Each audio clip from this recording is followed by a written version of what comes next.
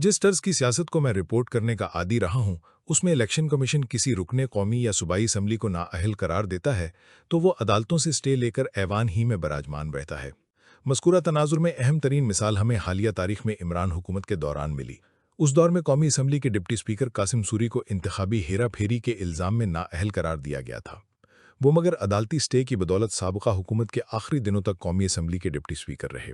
इमरान खान के खिलाफ अपोजिशन जमातों की जानिब से पेश हुई तहरीक अदम हितमाद उन्होंने ही कौमी सलामती के खिलाफ ठहराते हुए रद्दी की टोकरी में फेंक दी थी।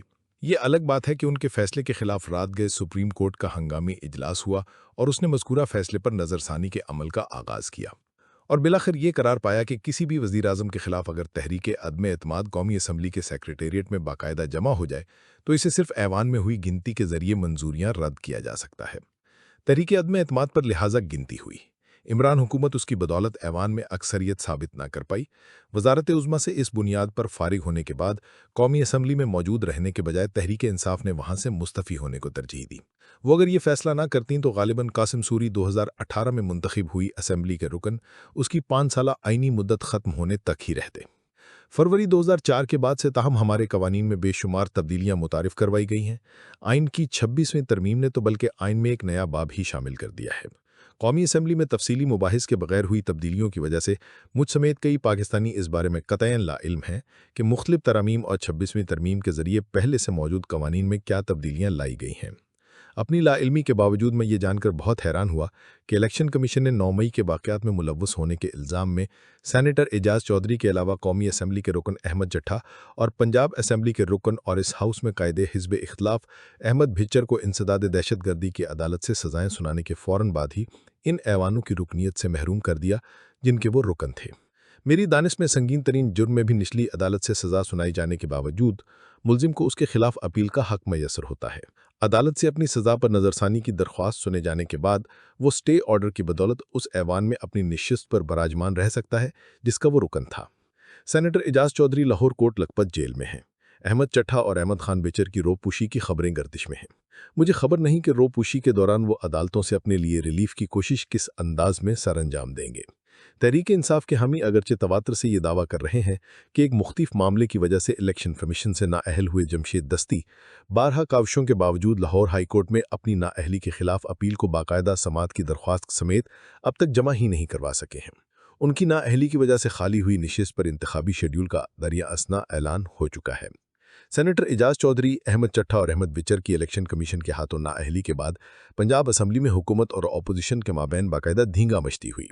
कायम मकाम स्पीकर को माहौल पुरअमन रखने के लिए कार्रवाई मुअत्तल करने के अलावा सिक्योरिटी स्टाफ से भी मदद लेना पड़ी।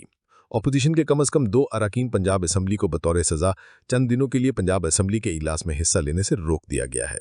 किस्सा मुख्तसर अटक से रहीम यार खान तक फैले आबादी के एतबार से पाकिस्तान के सबसे बड़े सूबे में हुकूमती और अपोजिशन बेंच मुसलसल तख्त या तख्ता वाले मार्कों की जानिब बढ़ रहे हैं।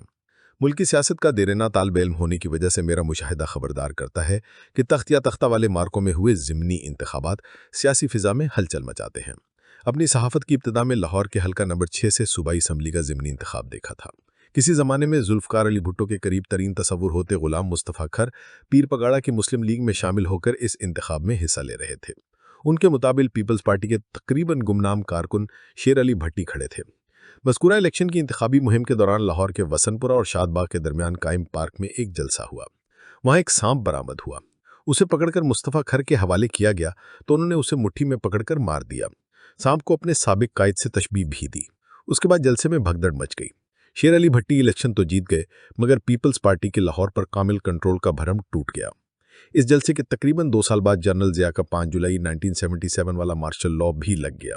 1988 में जनरल ज़िया की फ़ज़ाई हादसे में हलाकत के बाद इंतखाब हुए तो भुट्टो की बेटी वज़ीर आज़म बन गईं। उन्हें इक़्तिदार संभालते ही लाहौर से कौमी असम्बली के एक हल्के में ज़िमनी इंतखाब में हिस्सा लेना पड़ा। पीपल्स पार्टी के भारी भरकम वज़रा की अक्सरियत लाहौर में मौजूद रहकर इस इंतखाब में जीत यकीनी बनाती रहीं। उसके नामजद करदा गुर की भलाखिर जीत भी गई। लाहौर शहर में सेंट्रल पंजाब मगर इस ज़िमनी इंतखाब के बाद से अब तक पीपल्स पार्टी के लिए इंतखाबी एतबार से जीतना मुश्किल हो रहा है।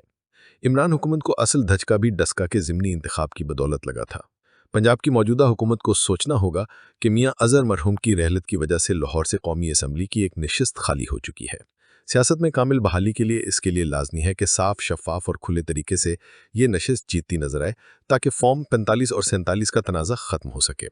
ابھی اس ایک الیکشن کو ٹھوس انداز سے لڑنے کی تیاری ہی نہیں ہو پائی ہے کہ الیکشن کمیشن نے مسلم لیگ نون کو انتہائی جذباتی ماحول میں وزیرآباد اور بھکر کے انتخابی نتائج میں جھونک دیا ہے۔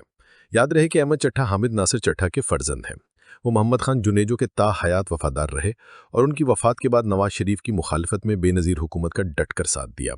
مقتدر حلقے بھی ان کے بارے میں معاندانہ محسوس نہیں کرتے۔ فرض کیا اپنے بیٹے کی گرفتاری اور نااہلی کا بدلہ لینے وہ خود خالی ہوئی نشست پر کھڑے ہوئے تو پنجاب حکومت کے لیے بھی ایک ڈسکا ہو سکتا ہے۔ معاملہ آریا پار کی جانب یقیناً بڑھ رہا ہے۔